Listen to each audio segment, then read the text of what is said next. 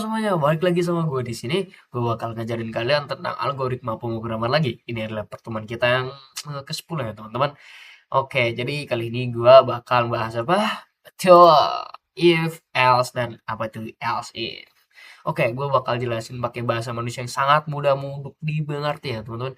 Nih, if dan else itu adalah dua program atau kesatuan program yang digunakan untuk mengambil keputusan berdasarkan kondisi tertentu. Nah, untuk mengambil keputusan nih contohnya ada di sampingnya.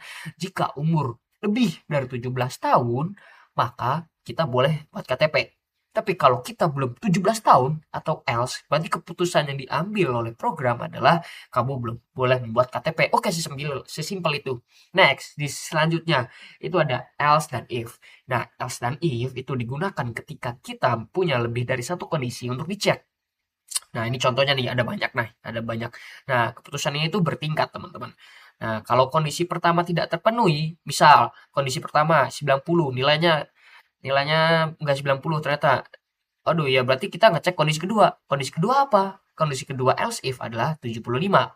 Nah, kalau misalnya kondisi kedua tidak terpenuhi lagi, nilai kita nggak lebih dari 75, ke bawah lagi ke else if yang ketiga.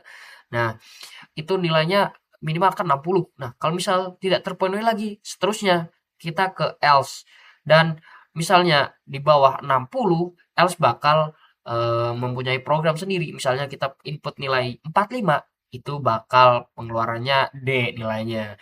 Nah, karena di sini contohnya adalah 75, berarti kita akan mendapatkan nilai B. Karena 75 itu setara dengan else if yang pertama, teman-teman. Oke, kita next. Nah, ini gue bandingin tabelnya biar lebih eh, mudah dipahami. Nih, if dan else itu kondisinya ada. Kondisinya tuh sama seperti ini nih. Ya, kondisinya tuh ada. Nah, kalau else itu tidak ada.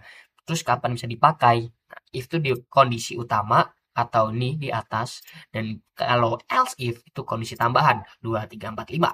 Nah, kalau else itu jika semua kondisi salah, semua kondisi salah, ada dua contoh ini masih sama ya. Else kita di bawah 17 tahun nggak boleh buat KTP, else di bawah 60 nilai 60 itu berarti kita dapat nilai D. Nah, itu. Nah, keterangannya wajib ada satu di awal. Nah, wajib ada satu. Kenapa? Kalau nggak ada if berarti kita nggak bisa mengambil keputusan.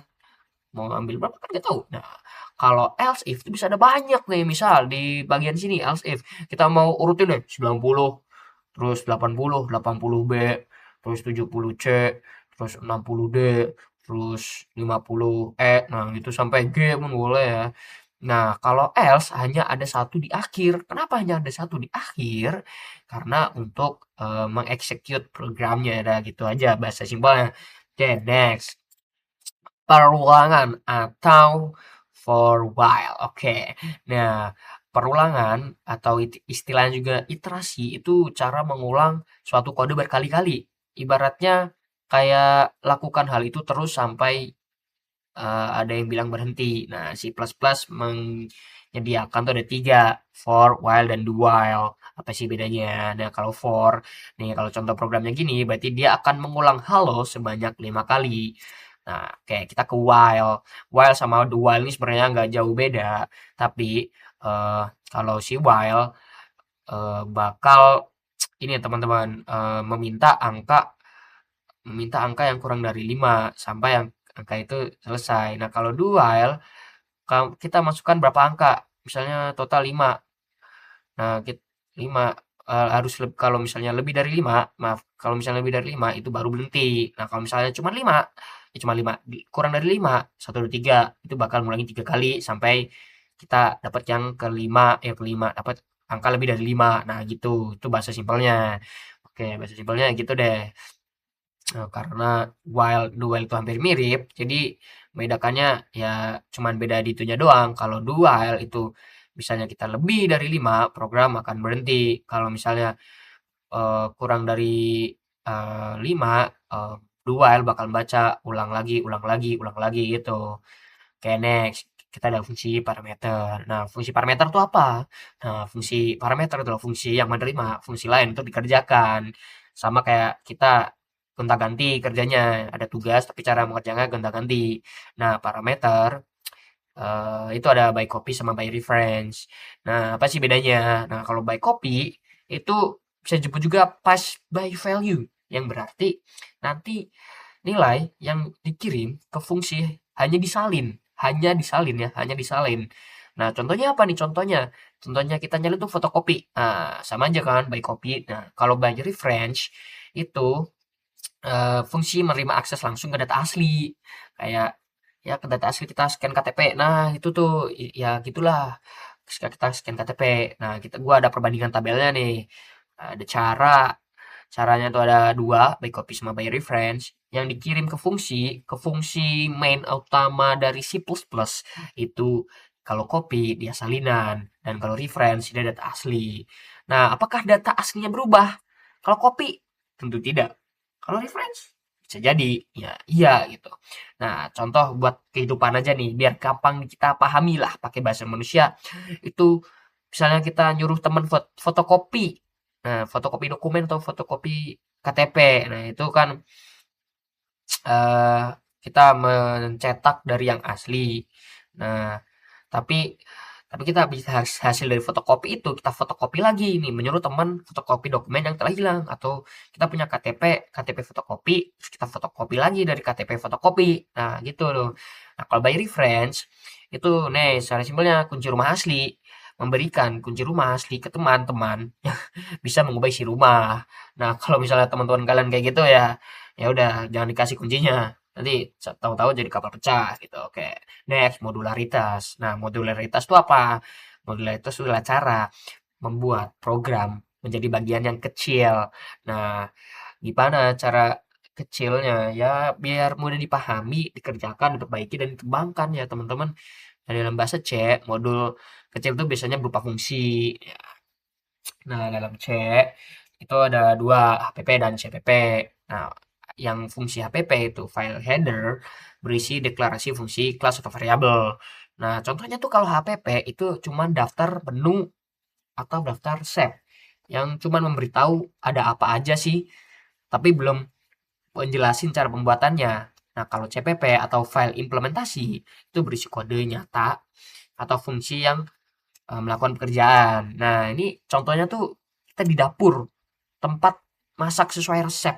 Nah, kita udah mencangkup keseluruhan keseluruhan dari yang kita pegang itu resepnya. Nah, terus kalau HPP, ini perbedaan singkatnya aja ya, biar bisa kita pahami banget, itu HPP itu cuma daftar apa yang ada, cuman itu aja. Tapi kalau CPP itu ada cara kerjanya atau implementasinya. Nah, itu dapat membantu program menjadi rapi dan mudah dikembangkan. Nah, gitu teman-teman. Kalau misalnya mau contoh lebihnya tuh, kita kayak misalnya mau masak nasi goreng. Wah, nasi goreng kan harus dibagi-bagi jadi kecil biar kita paham. Pertama, paham apa? Paham cara masaknya. Paham kerja kenapa? Motong-motong bawang. Begini, perbaiki apa? Perbaiki rasa. Kan habis potong bawang, masuk ini, kita cicik rasa. Nah, dikembangkan. Habis itu semua jadi kita kembangkan nih. Kita mau tambah apa? Mau tambah sosis, mau tambah ayam, mau tambah telur. Nah, gitu teman-teman. Sama aja kayak di bahasa C. Nah, oke, paham kan? Kita next. Oke, oke. Apa kok emang PPT-nya udah selesai PPT-nya? Oke, PPT-nya udah selesai ya teman-teman. Memodularitas sampai 7. Oke, mungkin oke itu aja teman-teman. Oke, PPT-nya gitu dulu. Gue langsung bakal kasih pemahaman pakai program setelah kita belajar keempat pengetahuan ini. Oke, langsung aja kita ke VS Code. Langsung aja. Ini kita udah ke VS Code. Oke, kita langsung run aja nih buat yang kondisi pertama, if dan else. Udah gue jelasin tadi, if itu bagian awal, else itu tambahan, dan else-nya sendiri itu bagian terakhir. Langsung aja kita run. Oke, masukkan nilai. Nih, masukkan nilai. Oke, masukkan nilai 9. Kita mau 70 aja. Ini harusnya kita cek apa C status lulus. Iya, bagaimana kalau kita di bawah status lulus atau D, apakah kita akan lulus atau tidak? Seharusnya kalau misalnya di perolehan ini tertulis di atas 60 itu masih bisa lulus. Oke, coba kita ke 60 dulu, terus habis itu ke 45 gitu. 60, aduh, 60, masih lulus. Nah, berarti benar ya, sesuai dugaanku, atau sesuai program kita. Kalau yang nggak lulus itu, misalnya nilainya, nilainya 45, tidak lulus. Oke, oke, sesuai dengan program yang udah kita jalankan. Ya, kita bakal next-nya ada iterasi atau ini ya teman-teman, patut di perulangan. Oke, let's go, langsung aja kita buat di bagian perulangan. Kita langsung aja buat ke bagian perulangan tadi. Kita buat shipment. Alright. Ini maaf kalau misalnya banyak di kiri ya. Jadi terus sebenarnya nggak guna karena sering error ya. Pakai ini sering error. Set set. Alright, gua udah ini masih yang tadi. Nah, gue salin dulu dari ini literasi. Oke, copy. Oke, kita langsung run aja. What you gonna do? What you gonna do when it comes for you? Oke, sesuai dengan loopnya ya teman-teman. Nah, oke ini udah sesuai ya. Dia for loopnya 1, 2, 3, 4, 5, while loopnya 1, 2, 3, 4, 5, dan duelnya 1, 2, 3, 4, 5. Ingat, duel sama while itu sebenarnya hampir sama, tapi ya sedikit berbeda. Dan for loop itu mengulangi arahnya 5 kali. Dan benar ya, 1, 2, 3, 4, 5. Oke, gitu teman-teman. Oke, kita akan next. Selanjutnya ada fungsi parameter. Oh, kita langsung ke fungsi parameter CPP. Kita salin aja. Ya, ini gue udah ini, dan kita langsung running aja ya. Oke. Oke, nah ini sesuai codingan ya teman-teman. Gue bakal jelasin lagi kenapa ini bisa 5, kenapa ini bisa 15. Katanya ini kopian. Kan benar teman-teman, ini kopian. Jadi bypass copy itulah fungsi yang hanya memegang salinan. Nah, bukan nilai yang asli. Nilai yang asli. Nah, karena yang berubah hanya salinan, nilai asli tidak berubah. Nah, ya kalau versi singkatnya tuh ya duplikatnya lah, bukan nilai aslinya. Nih, jadi bayangin aja ini punya punya kalian tuh punya nilai angka di kertas asli dengan variabel x dengan dengan 5. Nah, saat kamu manggil fungsi ini tambah kopi ini, fungsi tidak memakai kertas aslinya, tidak memakai kertas aslinya. Nah, tapi hanya memakai fotokopi dari angkanya. Jadi, x sama dengan 5 itu menerima fungsi salinan angka 5. Nah, di dalam fungsi salinan itu ditambah 10. Jadi 15 itu untuk reference ya. Nah, tapi itu hanya fotokopi, bukan asli. Nah, setelah fungsi ini selesai, bagian by copy, nah, salinannya hilang dan kertas aslinya tetap 5. Nah, kalau reference, tadi gue udah jelasin, 10 salinannya ditambah 10, ditambah ditambah 10 jadinya 15 begitu. Oke, paham? Itu bahasa simpelnya. Next, ke selanjutnya kita ada modularitas. Tapi mungkin kita bakal latihan dulu di sebelumnya ya. Kita bakal latihan apa nih? Oke, kita bakal latihan rata-rata nilai. Oke, kita bakal rata-rata nilai. Bakal rata-rata nilai teman-teman. Ya, rata, rata. Ya, langsung aja. Di bagian perulangan ya, di bagian perulangan nih. Karena mana ya? Biasanya bagian perulangan dan sebentar. Jumlah nilai. Kita masukin 5. Nah, nilai pertama. Kita mau ulang pertama itu gua mau 2 tambah 3 itu 5. Nah, terus 5 tambah 5 itu 10. Oke. 10 tambah 5. Nah, 15. Nah, 15 tambah 5. 20. Ya, rata-ratanya 4. Begitu, teman-teman. Oke, coba kita ulang lagi. Nggak usah deh. Ini juga ada sesuai deh. Ini udah sesuai, teman-teman. Kita ke next, selanjutnya ada latihan kali ya teman-teman. Ini kita kali dulu. Tapi bagian perulangan versi kali coba ya, lat kali. Oke, kita paste and then kita run. Oke, kita tampilkan tabel perkalian hingga tadi kita aja dulu, tadi kita jam 4. Nah, ini benar ya teman-teman. Ini ada horizontal dan vertikal ya. Ada horizontal dan vertikal. Nah, sama 1 2 3 4, 1 2 3 4.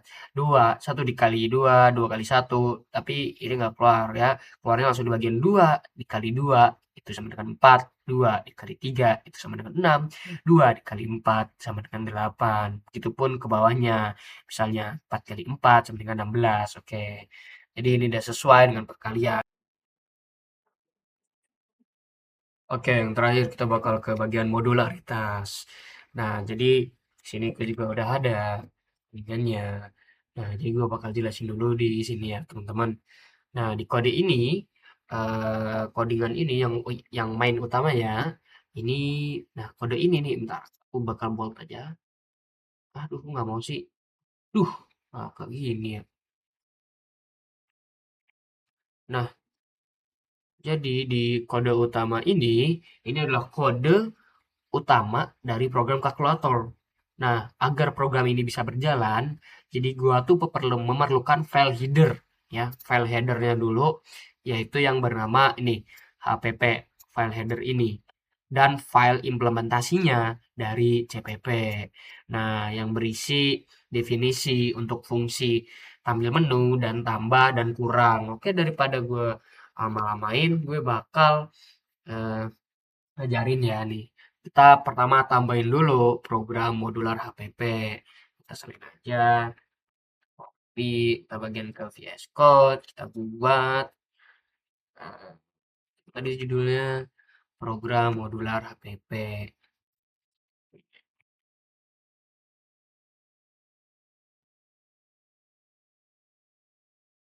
Ini udah terbuat, kita langsung salin aja. Dan ini lagi kita ke program modular CPP. Oke, kita buat dulu. Maaf salah ini. Oke, CPP udah. Terus kita salin ini. Copy. Nah, kontrol lagi. Oke, jadi kalau dua udah ini terbuat, kita buat baru mainnya. Nah, nah mainnya nih, ini kita bagian buat mainnya. Oke, kita modular CPP dan HPP.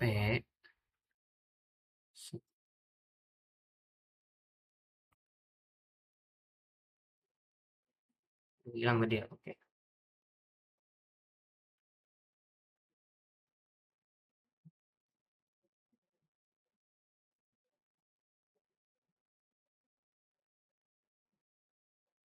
Oke, kita langsung salin aja. Nah, jadi ini udah selesai ya teman-teman. Oke, kita langsung coba running aja. Alright, debug, debug itu.